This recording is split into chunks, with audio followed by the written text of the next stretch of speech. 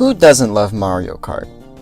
I think most people watching this video have fond memories of shaking their Wii remotes to do a trick off that one ramp in DK Summit, or linking their friends' DS's so they can race together. But you just have to play as a dumb, stupid, dumb, yellow shy guy. Either way, if you're used to this, or this, you probably have your favorite Mario Kart game. One of the most important pieces that make up a Mario Kart game are the tracks. Tracks are what make the games memorable. Sure, the characters and the items are what make Mario Kart as a series different than other racing games, but I would argue the tracks are the most important, since everyone you talk to has a different opinion on their favorite and least favorite. I mean, come on. I'd rather drink spoiled milk than race on Ghost Valley 2. All that said, I was wondering recently why everybody has a favorite track, and why the most common least favorites are treated like the plague. In terms of least favorites, there's some pretty simple answers, like it has annoying obstacles, or it's so plain. But, in contrast, what makes a Mario Kart track good?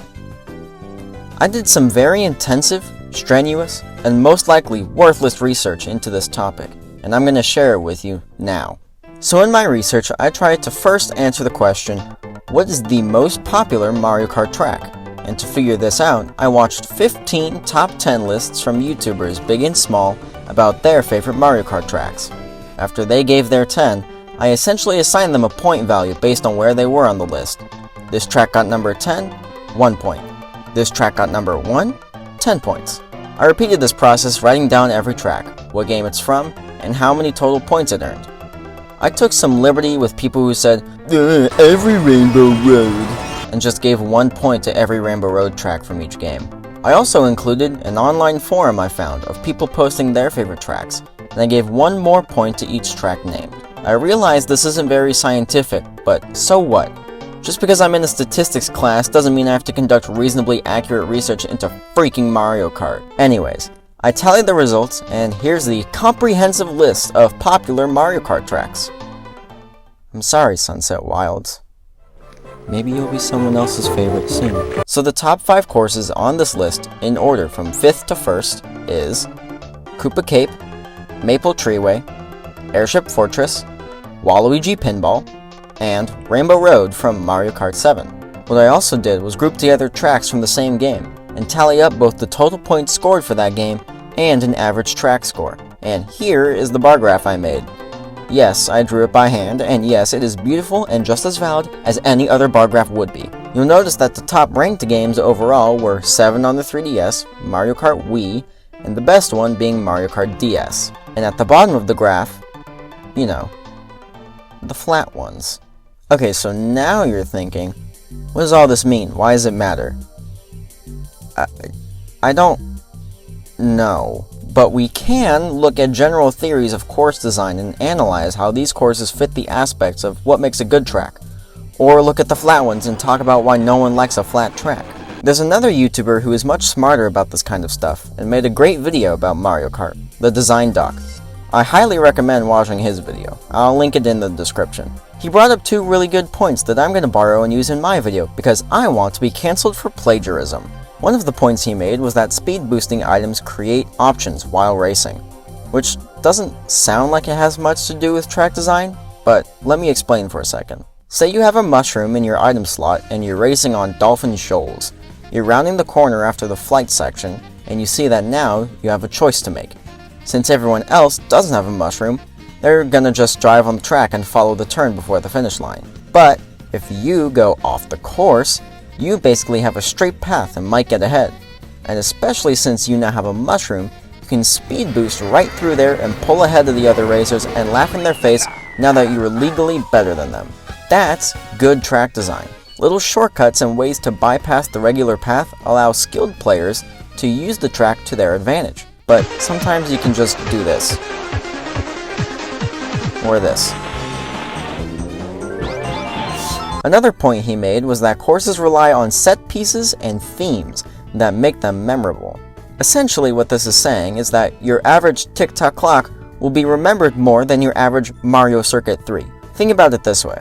If you're in line at a McDonald's or a Starbucks or whatever, are you going to remember the people wearing a gray t-shirt and khaki pants with a monochromatic watch and combed hair?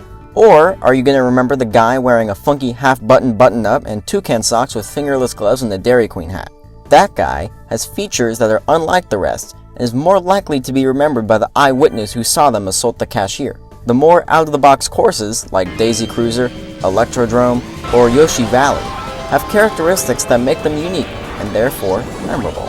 So let's apply these things to some of the top 5 courses. In Maple Treeway and Koopa Cape, you can find shortcuts that give you options when racing, especially if you have something like a mushroom, both here, where you can drive over the other racers, and here, where you can jump off a ramp and cut through the grass. Nearly every aspect of Waluigi Pinball separates it from the rest. Being shot out of a light cannon, dodging giant pinballs, and being physically pushed around like the weak sorry excuse for a man you are by the bumpers near the end are all things we remember from the course. But, of course, not all tracks are built the same. Take, for example, Sunset Wilds, a course with none of these things, making it not worth the 1 point it got on the list. Stupid dumb Sunset Wilds. Just kidding, Sunset Wilds, you're pretty okay. Even looking at the average scores of the games makes at least some sense. Even though Mario Kart DS only had 4 courses on the list, these tracks all have their own characteristics that make them truly unique and memorable. And tracks that didn't make the list, like Yoshi Falls, Wario Stadium, and Cheep Cheep Beach, bring back good memories of me screeching at my friends for red shelling me right before I crossed the finish line. The same can be said for much of the Wii, 3DS, or even Double Dash courses, as they are all still games many will go back and play today. Something else I did want to bring up are retro courses. These came about in Mario Kart DS and have been in every game since, allowing older tracks that have some potential to essentially be remade for the new version.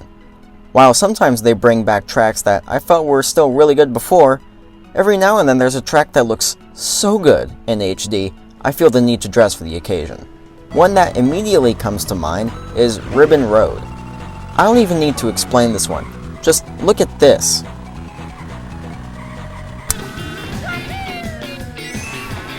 Oh hell yeah. All things considered, just because your favorite track doesn't follow these rules, that doesn't make it bad. It's just not good. My favorite track, for example, is Rainbow Road from 64. I'll admit, this track is dumb. You go through like 5 minutes of this same rainbow pattern and star barrier, all the while trying to avoid these dumb, stupid chain chomps.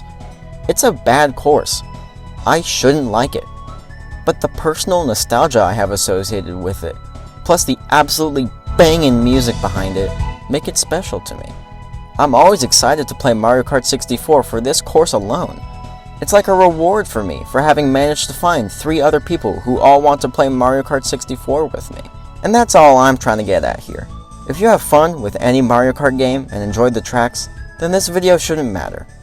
Go have fun playing Mario Kart, everyone. Let's hope this new phone one is good.